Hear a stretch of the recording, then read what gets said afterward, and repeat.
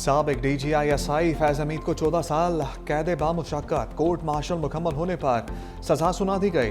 इत्तलाक आज से होगा। ISPR के मुताबिक फील्ड जनरल कोर्ट मार्शल ने तमाम कानूनी दिफात की तामील की। मुलजिम को अपनी पसंद की दिफाई टीम के हकूक समेत तमाम कानूनी हकूक फराम किए। मुलजिम को मुतल्लिका फॉरम पर अपील का हक हासिल है। बयान में कहा मुलजिम पर सियासी सरगर्मियों समेत 4 इल्जामात के तहत मुकदमा चलाया गया। ऑफिशियल सीक्रेट एक्ट के खिलाफ वर्जी, इख्तियारात और सरकारी वसाइल का गलत इस्तेमाल, लोगों को गलत तरीके से नुकसान पहुंचाने के मुकदमा शामिल थे। तवील कानूनी कार्रवाई के बाद मुलजिम को तमाम इल्जामात में कसूरवार पाया गया। अदालत ने 14 साल कैद की सजा सुनाई जो 11 दिसंबर 2025 को सुनाई गई। सियासी अनासर के साथ मिलकर सियासी इश्तियाल अंगेजी और अदम इस्तेहकाम को हवा देने और बाज़ दीगर मामलात में मुजरिम के मुलविस होने को अलग से निपटाया जा रहा है। मुलजिम के सियासी अनासर के साथ मिली भगत, सियासी अफरा तफरी और अदम इस्तेहकाम के मामलात अलग से देखे जा रहे हैं। फैज हमीद के खिलाफ केस में कब क्या हुआ? 12 अगस्त 2024 में फील्ड जनरल कोर्ट मार्शल की कार्रवाई का आगाज हुआ। कार्रवाई सुप्रीम कोर्ट की हदायत पर निजी हाउसिंग सोसाइटी के मामले पर शिकायत के बाद शुरू की गई। 29 नवंबर 2022 को फैज हमीद ने कबल अज़ वक्त रिटायरमेंट ले ली थी। सुप्रीम कोर्ट के अहकामात की रोशनी में फैज हमीद के खिलाफ तफसीली कोर्ट ऑफ इंक्वायरी हुई।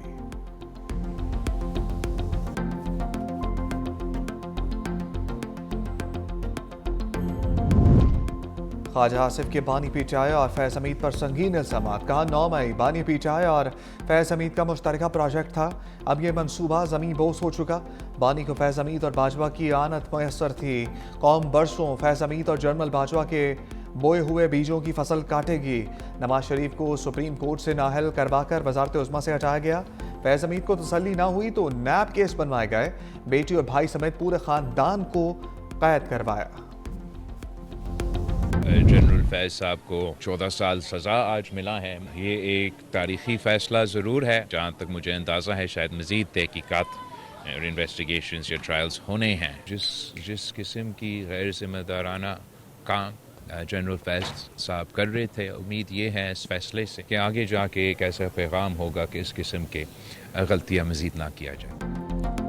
बिलावल भुट्टो ने फैज हमीद से मुतालिक फैसला तारीखी करार दे दिया। कहा साबिक DGISI को दी गई सजा पैगाम है कि आइंदा ऐसी गलतियां ना की जाएं। फैसला इस बात का सबूत है फैज हमीद गैर कानूनी काम कर रहे थे। मजीद तहकीकात और ट्रायल अभी बाकी है।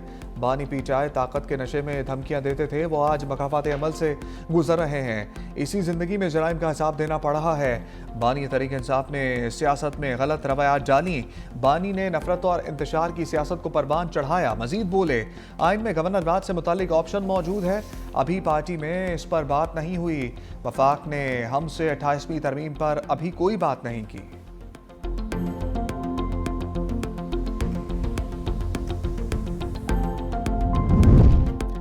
फैसल वाबजा की फैज हमीद को सजा के बाद नई पेशगोइयां। कहा यह सजा इब्तदा है, आगे बहुत कुछ होगा। इतने ताकतवर आदमी का एहतसाब 75 साल तारीख में नहीं हुआ। पाकिस्तान को जो नुकसान पहुंचाएगा कुर्सी खींच ली जाएगी। पीटीआई के जो लोग समझ रहे हैं हम बच गए, उनका एहतसाब होगा। गवर्नर फैसल करीम कुंजी कहते हैं जनरल फैज की सजा से पाकिस्तान की सियासत पर अच्छा असर पड़ेगा। उनके साथ कोई और मुलविस होगा तो उनको भी सजा मिलेगी। बानी पीटीआई कोई आसमान से नहीं उतरे कि उन्हें सजा ना हो। पंजाब हुकूमत को कहूंगा बानी पीटीआई को कहीं और शिफ्ट करें।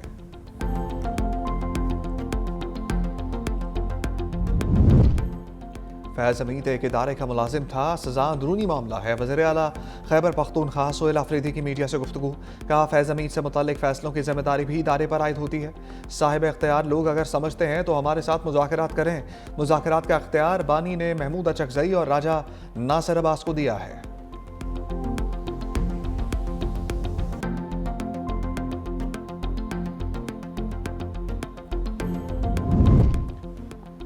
फैज हमीद के वकील का फैसले के खिलाफ अपील का ऐलान। बैरिस्टर मियां अली इशफाक कहते हैं, कहा मेरे पास पहले से ही सज़ा को चैलेंज करने की हिदायत मौजूद हैं।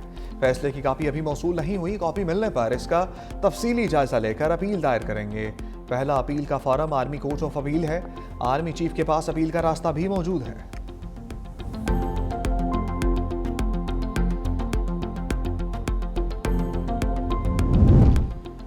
फैज हमीद का कैरियर तनाज़ात से भरपूर। पहली मरतबा नाम 2017 में मंजर आम पर आया। कलअदम TLP का धरना खत्म कराने में किरदार अदा किया। 2019 में ISI के सरबराह के तौर पर तैनाती सामने आई। 2021 में काबुल के सरीना होटल में खबरों का मरकज बने। चाय पीते हुए उनकी तस्वीर ने आलमी मीडिया की तवज्जो हासिल की। पंजाब के चकवाल जिला से ताल्लुक रखने वाले फैज अमीद फौज में 76 लॉन्ग कोर्स से पास आउट हुए। बलोच रेजिमेंट का हिस्सा बने। अक्टूबर 2021 में उनकी बतौर कोर कमांडर पेशावर तैनाती हुई। 10 माह बाद कोर कमांडर बहावलपुर मुकर्रर किया गया। GHQ में एडजॉइंट जनरल के ओहदे पर फाइज रहे। नवंबर 2022 में आसिम मुनीर की आर्मी चीफ नामजदगी पर कबल अज वक्त रिटायरमेंट ले ली थी।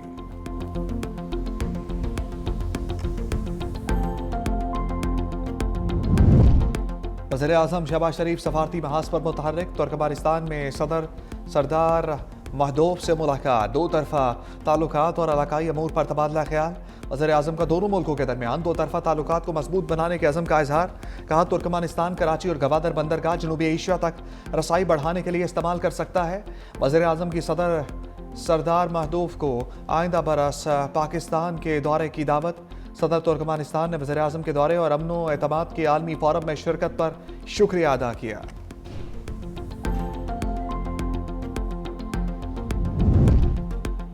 पीपल्स पार्टी के बड़ों की पंजाब पर नजरें। सदर मुमलिकत आसिफ अली जरदारी की लाहौर में मसरूफियात। सदर आसिफ अली जरदारी की समीना घुरकी के घर आमद। पीपल्स पार्टी रहनुमा को बेटे की शादी की मुबारकबाद दी।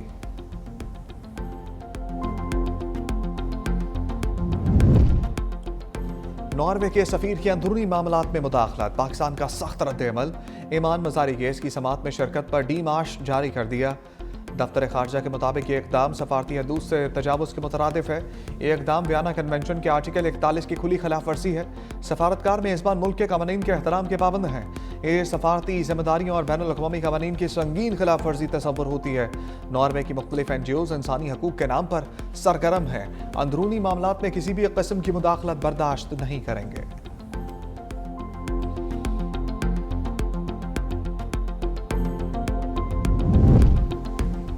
वज़ीर आला खैबर पख्तूनख्वा को एक बार फिर बानी PTI से मुलाकात की इजाज़त ना मिल सकी।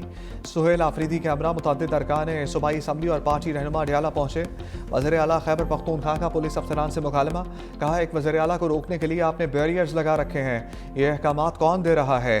किसी और मुल्क का नहीं, पाकिस्तान के सूबे का वज़ीर आला हूँ। KP भी पाकिस्तान का हिस्सा है। हम यहाँ आइन और कानून के मुताबिक मुलाकात के लिए आते हैं। आप हमें रोक लेते हो। कहाँ तक हालात को लेकर जा रहे हो? इस रवैये से सूबे के अवाम मुतनफ़र होंगे, जो पाकिस्तान के लिए नुकसानदेह होगा। वज़ीर आला सुहेल आफरीदी अडियाला जेल से वापस रवाना हो गए।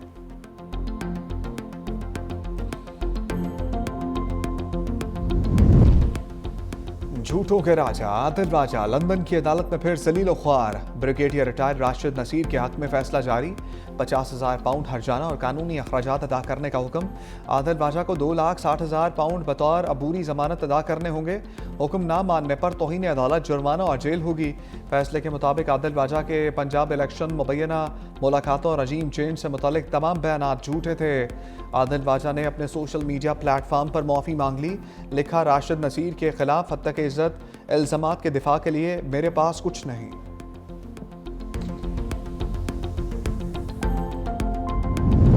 ओवर बिलिंग की मद में बिजली सार्फिन से 8 अरब से ज़ायद बटोरने का इंकशाफ।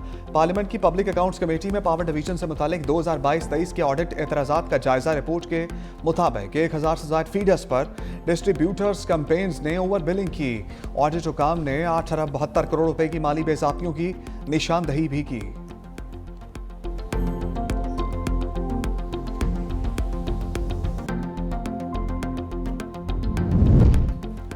IMF की पाकिस्तान की कारकर्दगी की तारीफ। सख्त हालात और हालिया सैलाब के बावजूद इस्लाहाती कारकर्दगी बेहतर करार। दूसरे जायजे की तकमील पर रिपोर्ट जारी। लिखा, टैक्स बेस की तोसी और टैक्स निज़ाम की सादगी अव्वलीन तरजीह होनी चाहिए। डाटा शुमारियात और गवर्नेंस में बेहतरी नागुज़ीर। पब्लिक अकाउंट्स, SOPs और SOAs और तवानाई सेक्टर में गहरी इस्लाहात ज़रूरी हैं।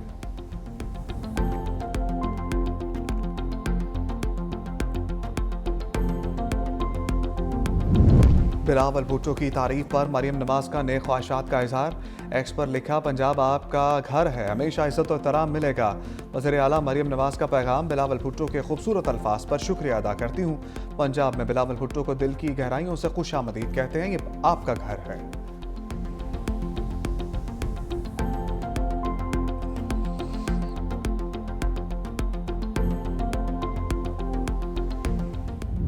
पंजाब के अवाम स्मोक के रहमो करम पर सूबाई हुकूमत फ़ज़ाई आलूदगी पर काबू पाने में नाकाम। जहरीली फ़िज़ा में कमी के लिए किए इक़दाम बेसूद। अवाम स्मोक के बायस सांस की बीमारियों में मुब्तला। लाहौर दुनिया का आलूदा तरीन शहर। AQI 279 record. काला 9 पाकिस्तान का आलूदा तरीन इलाका। एयर क्वालिटी इंडेक्स 494 रही। पिशावर दूसरा, मुल्तान तीसरा आलूदा तरीन शहर। सियालकोट फैसलाबाद में भी स्मोक का राज।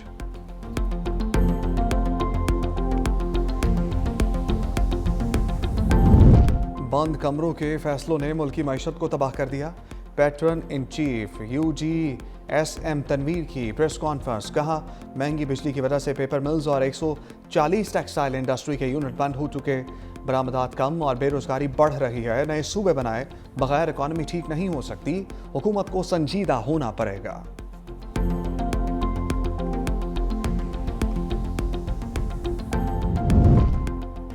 लाहौर हाईकोर्ट कहना की खातून के बाजियाबी केस में सख्त बरहम।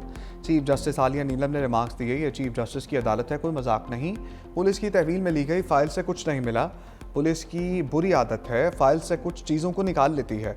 ऐसे गैर संजीदा एहलकारों को पुलिस महकमे में नहीं होना चाहिए। दरख्वास्त गुजार से कहा, फैमिली ट्री में फौजिया का नाम भी शामिल नहीं। कोई दस्तावेजी सबूत दें जिससे साबित हो सके फौजिया आपकी बेटी है।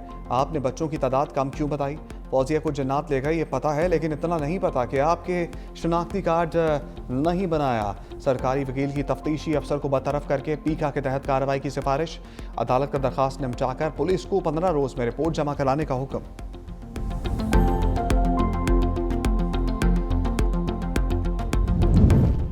मुल्क भर में खुश्क सर्दी का राज। बलाई इलाकों में खून की बढ़ गई। लेह में दर्जा हरारत -7 तक गिर गया। अल्लात -4, कोयटा 0, इस्लामाबाद 3, पेशावर 4, लाहौर 8 और कराची 13 डिग्री सेंटीग्रेड रिकॉर्ड किया गया। इस्लामाबाद और कश्मीर में कोहरा पड़ने लगा। सिंध में मौसम मजमूई तौर पर खुश्क। शुमाली बलूचिस्तान, मरी, गलियात, कश्मीर और गिलगित बल्तिस्तान में शदीद सर्दी मुतवक्के।